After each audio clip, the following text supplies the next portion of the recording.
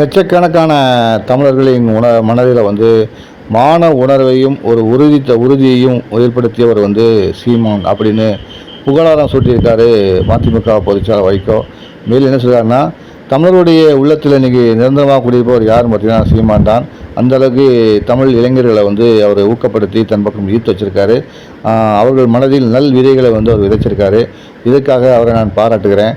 தொடர்ந்து அரசியலில் அவர் எடுக்கும் முயற்சிகள் வெற்றி பெறட்டும் அப்படின்னு வாழ்த்திருக்காரு மதிமுக பொதுச்செயலாளர் வைகோ. சென்னையில் நடந்த ஒரு விழாவில் ரெண்டு பேரும் நேருக்கு சந்திச்சிட்டாங்க. சிரித்து பேசி கட்டி பிடித்து ரெண்டு பேரும் உறவாடி இருக்காங்க. அண்ணன் தம்பியாக உறவாடி இருக்காங்க. அப்போது தான் இந்த வார்த்தையை நிருபர்கிட்ட சொல்லி முடித்து சந்தோஷப்பட்டிருக்கார் வைகோ. தம்பி சீமான் எடுக்கும் முயற்சிகள் வெற்றி பெறுவதற்கு எதிர்காலத்தில் மதிமுகவும் துணை நிற்கும் அப்படிங்கிற மாதிரி சொல்லியிருக்காரு. இது இணையதளத்தை பார்த்தீங்கன்னா சீமானுக்கு ஆதரவாகவும் வைகோக்கு ஆதரவாகவும் வாழ்த்துக்கள் குஞ்சிட்டே சொல்கிறேன். ரெண்டு பேரும் ஒரே அணியில் பங்கேற்க வேண்டும், இருவரும் ஒரே தளத்தில் பயணிக்க வேண்டும் என்று பலரும் கருத்து வராங்க. இதை பற்றி நீங்கள் கமெண்ட் பாக்ஸில் பதிவு பண்ணுங்கள். தொடர்ந்து அரசியல் பேசுவோம். நான் உங்கள் பேனாக்காரன்.